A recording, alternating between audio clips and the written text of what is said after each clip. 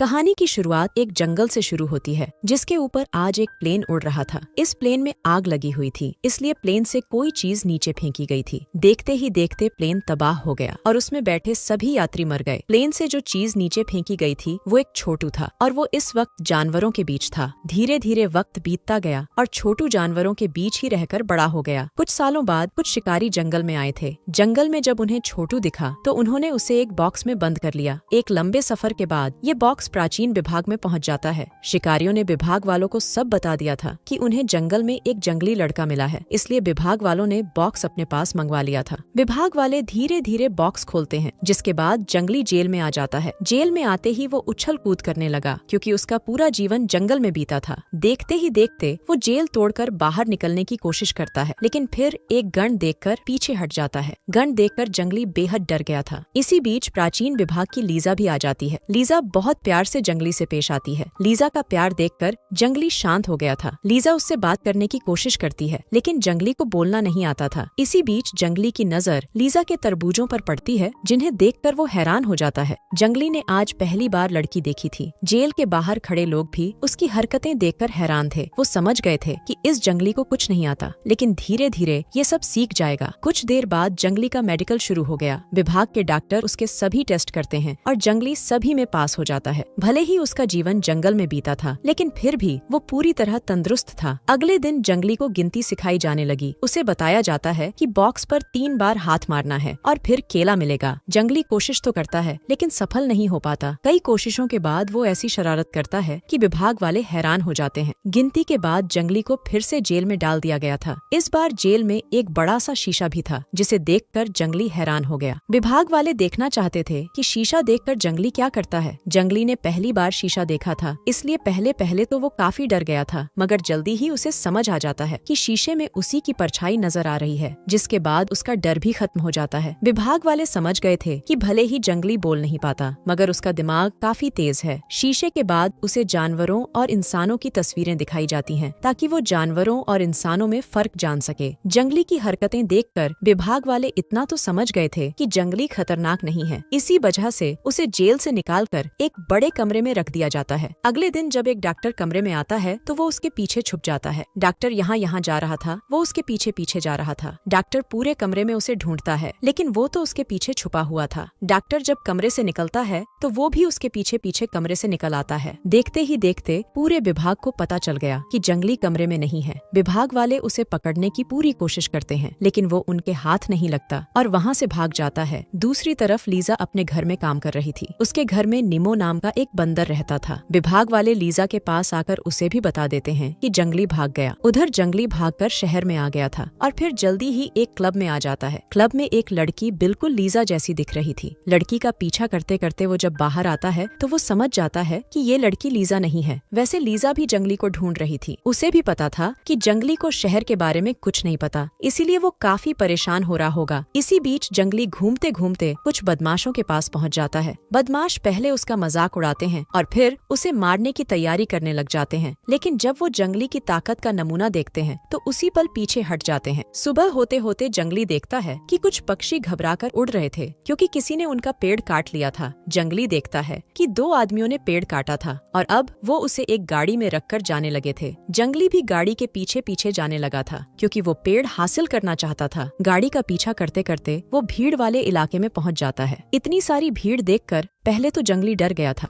लेकिन फिर जल्दी ही खुद को संभाल लेता है। काफी कोशिशों के बाद वो गाड़ी तक पहुंचता है और गाड़ी से पेड़ चुरा लेता है। इसके बाद वो उसी जगह पर आकर पेड़ लगाता है जिस जगह से उसे काटा गया था। इसी बीच पुलिस भी उस तक पहुंच जाती है और वो जंगली को चोरी के इल्जाम में पकड़ लेती है। कुछ देर बाद पुलिस जंगली से पूछताछ करने लगी। वो उससे उसका नाम और पता पूछती है, मगर जंगली को बोलना नहीं आता था, इसलिए वो कोई जवाब नहीं दे पाता। उधर लीजा अभी भी जंगली को ढूंढ रही थी, जबकि पुलिस वाले जंगली की हरकतें देखकर समझ गए थे कि ये बंदा जंगल से आया है और इसे शहर के बारे में कुछ नहीं पता। कुछ देर बाद पुलिस के कहने पर जंगली को चिड़ियाघर में बंद कर दिया जाता है। जल्दी ही लीजा भी चिड़ियाघर में पहुंच गई और वहाँ उसे जंगली दिख जाता है। जंगली को खोजते खोजते लीजा यहाँ आई थी और किस्मत से उसे जंगली मिल भी जाता है। लीजा के कहने पर चिड़ियाघर वाले जंगली को छोड़ देते हैं, जिसके बाद लीजा उसे अपने घर ले आती है। लीजा के घर में हर तरह का सामान था और इतना सामान देखकर जंगली हैरान हो गया था। वो पहली बार किसी के घर में आया था। निमो जब टीवी देखने लगा तो टीवी देखकर जंगली के तोते उड़ गए। टीवी में जो भी चीज दिखाई जा रही थी वो उसे असली समझ रहा था। वो टीवी से फल निकालने की कोशिश करता है लेकिन गलती से उसका बोर्ड ही निकाल देता है। रात होते होते लीजा ने उसके सोने का इंतजाम कर दिया। लीजा प्यार से उसे बिंगो बुलाने लगी थी और जंगली को भी ये नाम पसंद आ गया था। अगले दिन लीजा उसे बोलना सिखाने लगी। उसकी काफी कोशिशों के बाद बिंगो कुछ कुछ शब्द बोलने लगा। इसके साथ लीजा उसे पढ़ाने भी लगी ताकि बिंगो पढ़ना लिखना भी सीख जाए। धीरे धीरे दिन बीतने लगे। अब लीजा बिंगो को रोज बोलना भी सिखाती और उसे पढ़ना भी सिखाती। बिंगो के पास जो समय बचता उसे वो निमो के साथ गुजारता। ऐसे ही एक रात लीजा और बिंगो खाना खा रहे थे। आज लीजा ने खाने में नूडल्स बनाए थे। लीजा और निमो तो नूडल्स खाने लगे जबकि बिंगो दोनों को हैरानी से देख रहा था। असल में वो नूडल्स को कीड़े समझ रहा था मगर लीजा के समझाने पर वो समझ जाता है कि ये खाने वाली चीज है। अब बिंगो भी मजे लेकर नूडल्स खाने लगा। तीनों अभी खाना खा ही रहे थे कि तभी घर की घंटी बजती है। घंटी सुनकर लीजा ने जल्दी जल्दी बिंगो को छुपा दिया। इसके बाद वो जब दरवाजा खोलती है तो प्राचीन विभाग का एक डॉक्टर अंदर आता है। वो लीजा से बिंगो के बारे में पूछता है लेकिन लीजा कहती है कि मैं भी बिंगो को ढूंढ रही हूँ। दरअसल लीजा ने बिंगो को प्राचीन विभाग से छुपा कर रखा था। वो नहीं चाहती थी कि बिंगो फिर से जेल जाए और फिर से डर जाए। इसी बीच बिंगो अपना भेष बदलकर डॉक्टर के पास आता है और आते ही डॉक्टर को मारने लग जाता है। डॉक्टर को लगा कि ये लीजा का प्रेमी है इसलिए वो डर कर वहाँ से भाग गया।